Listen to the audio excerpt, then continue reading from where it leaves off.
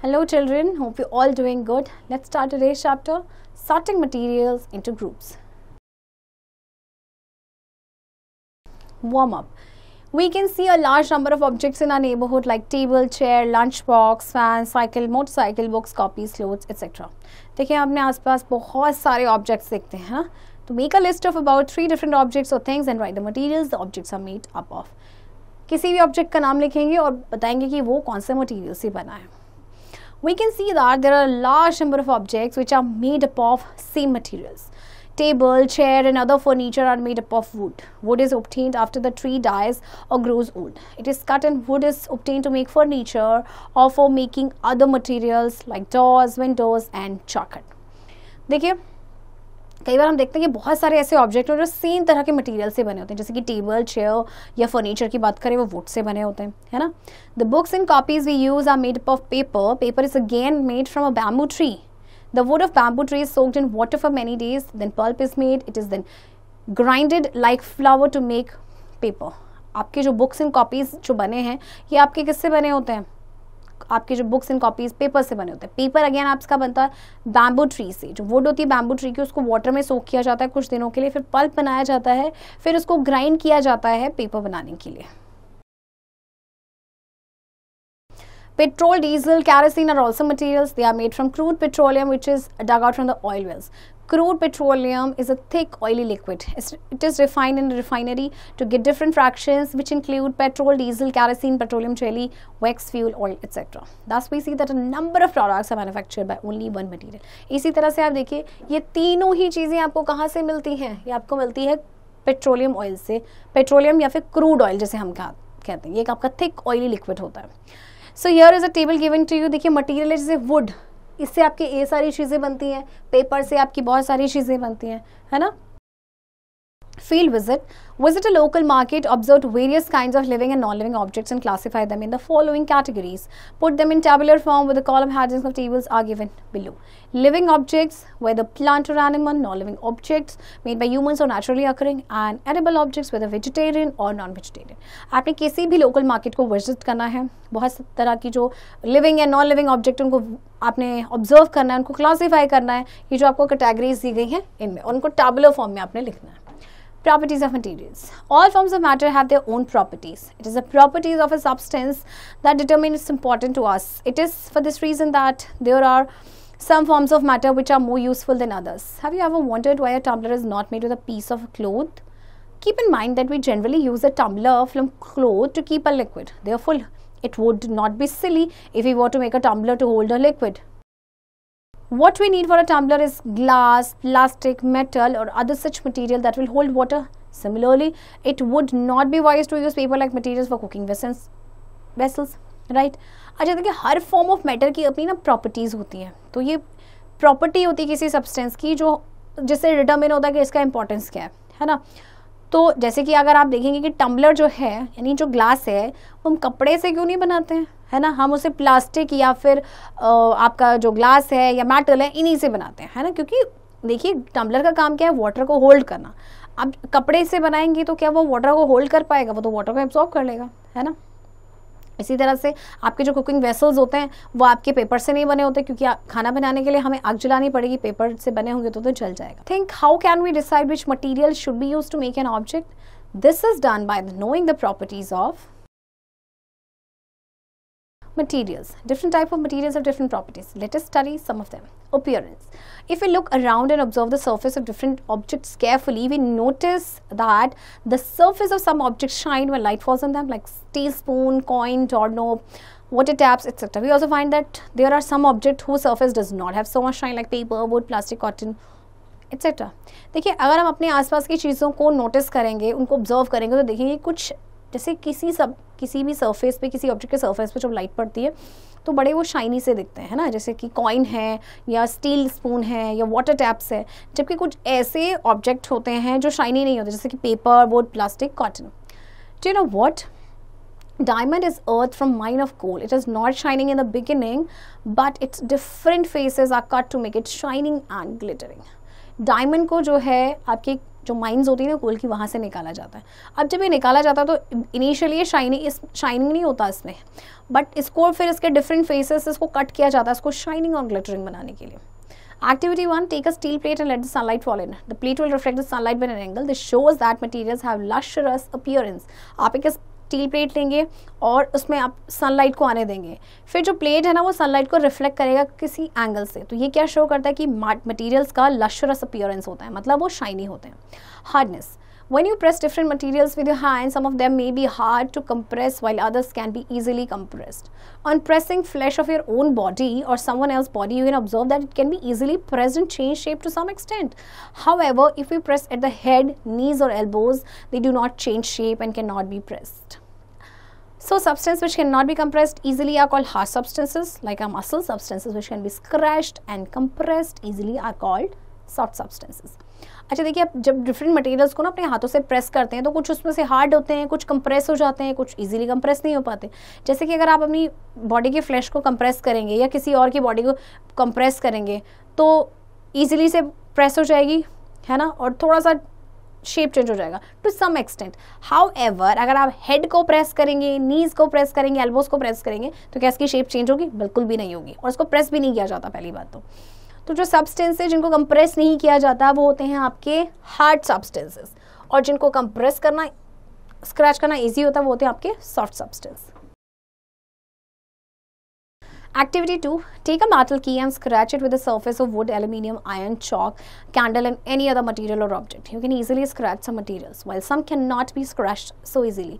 Materials which can compress or scratch easily are called soft, while some other materials which are difficult to compress are called hard. For example, cotton or sponge is soft while iron is hard. देखिए आप metal की लेंगे, उसको scratch करेंगे would, aluminium के surface पे या iron, chalk, candle कि ठीक है, तो आप कुछ मटेरियल्स को इजीली स्क्रैच कर पाएंगे जबकि कुछ को नहीं कर पाएंगे, है ना। तो मटेरियल जिनको कंप्रेस किया जा सकता है या स्क्रैच किया जा सकता है इजीली वो आपके सॉफ्ट होते हैं, जबकि जिनको नहीं किया जा सकता कंप्रेस वो आपके हार्ड होते हैं। Solubility. Materials differ in their solubility in water. Rocks do not dissolve in water. We have salts and sugars which are soluble in water. Large number of salts like copper sulfate, aluminium chloride is soluble in water. If a substance dissolves in water, it is called soluble in water. If a substance does not dissolve, it is termed as insoluble.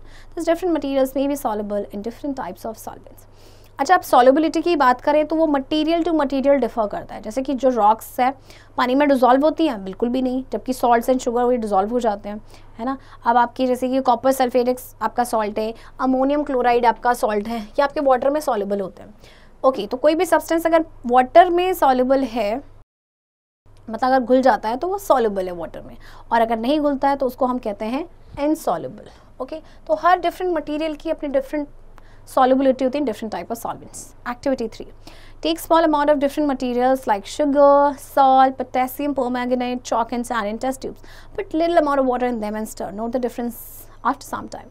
You will notice that sugar, salt, potassium permanganate are soluble in water, whereas chalk, sand are insoluble in water.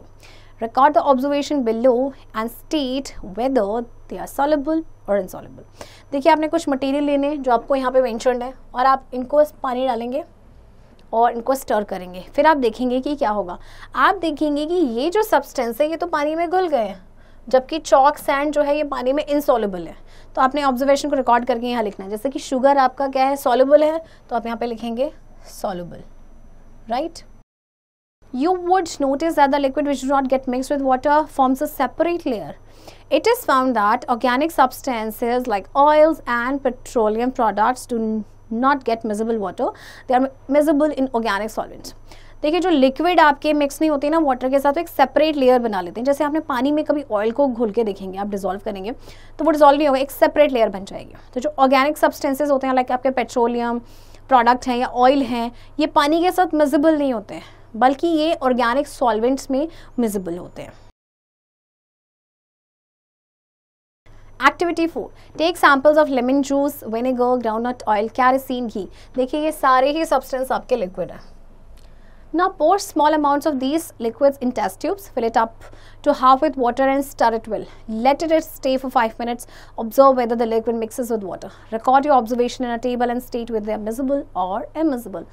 अच्छा, अब आपने ये same करना है कि पानी का amount लेना है, उनमें इनको डिजोल्व करना है। राइट 5 मिनट के लिए रखना है, फिर आपको वो ऑब्जर्व करना है कि ये मिजिबल है या इमिजिबल है। जैसे कि अगर आप वो मिक्स हो जाता है पानी के साथ तो मिजिबल, और अगर पानी के साथ मिक्स नहीं होता है जैसे कि आपका ऑयल तो वो immiscible. Some gases are soluble in water whereas others are not. Oxygen is soluble in water to some extent, and because of this solubility the animals in the sea are able to survive. Carbon dioxide is soluble in water only at high pressure as in soft drinks. But when the cork is opened it comes out with pressure. आपकी कुछ gases आपको पता है water के साथ dissolve हो जाती हैं, जैसे कि ऑक्सीजन है ना, और इसकी सॉलिबिलिटी की वजह से जो एनिमल्स होते हैं जो समुद्र में आपके होते हैं वो सर्वाइव कर पाते हैं। कार्बन डाइऑक्साइड भी वाटर में सॉल्युबल है हाई टेम्परेचर पे, जैसे आपकी सॉफ्ट ड्रिंक बॉटल्स में कार्बन डाइऑक्साइड होती है, बट जैसे ही कॉक को खोला जाता है जो आपकी कार्बन डाइऑक्साइड है वो स्केप हो जाती है, और आपको पता है एक प्रेशर के साथ वो आती है। फ्लोटिंग और sinking materials may be heavier that they might sink in water. Rock, sugar, stone, all metals are found to sink in water, whereas soft wood, cork may float on the surface of water. This is due to the heaviness or lightness of the materials. अच्छा देखिए, कुछ material ना heavier होते हैं water से, तो वो क्या होते हैं पानी में डूब जाते हैं, जबकि जो आपके जो लाइटर होते हैं वो क्या होते हैं कि लाइटनेस होता है उन मटेरियल्स के अंदर, तो क्या होता है उसकी वजह से वो फ्लोट करते हैं। Activity 5, take samples of some objects like a small stone, a piece of wood, a piece of cork, nail. आपको ये सारे materials लेने हैं, ये सारे objects. Now take a beaker with some water in. Now put these objects in water in the beaker and observe what happens. अब आपने इन्हीं सब material को ना beaker जिसमें पानी भरा है उसमें डालना है और उसके बाद observe करना है whether they will float or sink. You will see that nail, stone sink at the bottom, with the piece of wood and the piece of cork float. From the above experiment, we conclude that some objects are heavier while other objects are lighter. Stone is hard and heavy, whereas a piece of wood is lighter and found to float on the surface of water. Nail is heavier as compared to same amount of wood. This is due to the fact that nail is denser than wood. In other words, the same volume of nail is heavier than wood of the same volume. Thus the density of nail is greater than the density of wood. तो आप देखेंगे कि कुछ चीज़ें जो है पानी में फ्लोट कर रही हैं जबकि कुछ आपकी सिंक कर रही हैं, यानी जो हेवियर है वो सिंक करेंगी, जो लाइटर है वो फ्लोट करेंगी। स्टोन आपका हार्ड एंड हेवी है जबकि पीस ऑफ वुड लाइटर है और वो वाटर के सरफेस पे आपका फ्लोट करेगा। अच्छा देखिए, जो नेल है वो हेवियर है as compared to same amount of wood. तो ऐसा क्यों? क्योंकि जो नेल है ना वो वुड से ज़्यादा डेंसर है, यानी कि जो ज़्यादा डेंसर होंगे वो आपके क्या होंगे, जिनकी डेंसिटी ज़्यादा होगी वो सिंक करेंगे, जिनकी डेंसिटी कम होगी वो फ्लोट करेंगे। We can group objects on the basis that they float on the surface of water or get drawn inside water. Observe and find. Collect objects like pen, pencil, eraser, scale, knife, pens, sharpener, etc. Now take 2 beakers, add oil in one of them and water to another. Add above mentioned objects one by one in each beaker and note down your observation. Compare with them which of them floats and which sinks both in oil and water. Try to find out the reason. Okay, ये activity आपने खुद करनी है। 2 beakers लेंगे, एक में आपने oil डालना है और एक में आपने वाटर डालना है। ओके, और इसका जो भी आपको मेंशन ये ऑब्जेक्ट्स हैं इनको उसमें डालना है और अपनी ऑब्जर्वेशन नोट डाउन करनी है, कौन इनमें से फ्लोट कर रहा है, कौन इसमें से सिंक कर रहा है, both in oil and water. Transparency. When an object allows light to pass through it, it is called transparent. Glass, polythene, water are transparent. When an object do not allow light to pass through it, it is called non-transparent. An object differs from each other on the basis of transparency or opacity of the object. When light falls on it, it reflects back the light, but certain materials do not allow light to pass through it. Metals, stone, wood, paper are opaque objects. There are also objects which allow some light to pass through its.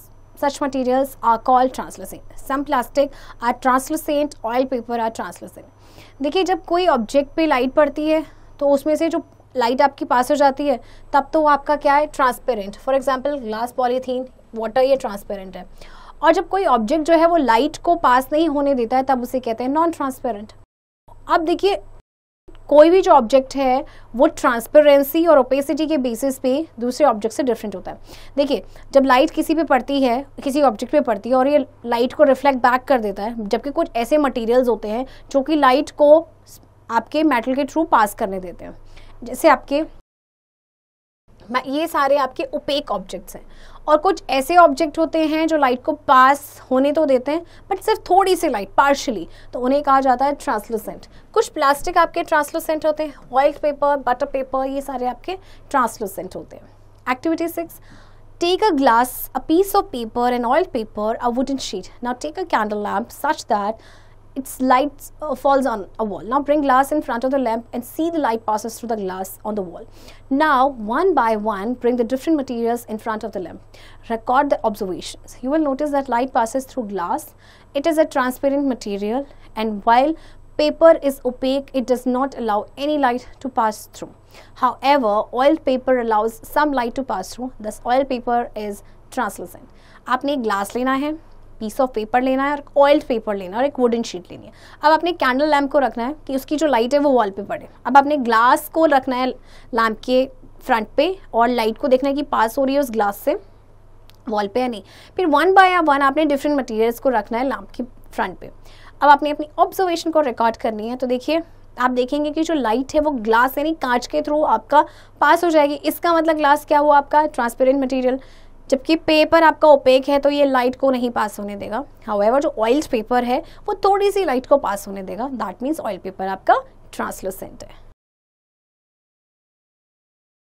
Survey. You go into your kitchen and see how many transparent bottles and jars are present. You will notice that water is kept in transparent bottles, whether they are glass bottles or PET bottles. The amount of water in a bottle can be easily seen. On a sweet shop or a confectionery shop, we see a counter made up of glass. Sweets and confectionery can be easily seen. अब अपने kitchen में जाएंगे और वहाँ पे देखेंगे कितनी आपकी ट्रांसपेरेंट बॉटल्स हैं और जार्स किस तरह से प्रेजेंट है। आप देखेंगे वाटर को ट्रांसपेरेंट बॉटल्स में रखा जाता है ना, जबकि ये क्योंकि आप ये आपके ग्लास बॉटल हो सकते हैं, कांच के हो सकते हैं, या फिर आपकी पेटियाँ जो प्लास्टिक की होती हैं और उसको फिर आप इजीली देख सकते हैं क्योंकि ये ट्रांसपेरेंट होते हैं। Notes for the chapter. Different materials have different properties and they are grouped on the basis of differences and similarities in their properties. Some materials are lustrous or shiny in appearance, for example metals, and some are not, for example chalk, wood, paper. Some materials are hard, for example metals, wood, and some are soft, for example candle and chalk. Substances that completely disappear or dissolve in water are known as soluble substances. Example salt, sugar, vinegar, lemon juice. Substances that do not mix with water and do not disappear even after we stir it for a long time are known as insoluble substances. Example sand, chalk powder, sawdust, mustard oil, coconut oil, kerosene. Substances or materials through which things can be seen are called transparent substances. Example glass, water, air. Substances or materials through which things can be seen but not clearly are called translucent substance. Example oil paper. Substances or materials through which things cannot be seen are called opaque substance. Example wood, metals. Children, I hope आपको chapter समझ आया होगा और इस chapter की practice अब आप खुद से करेंगे।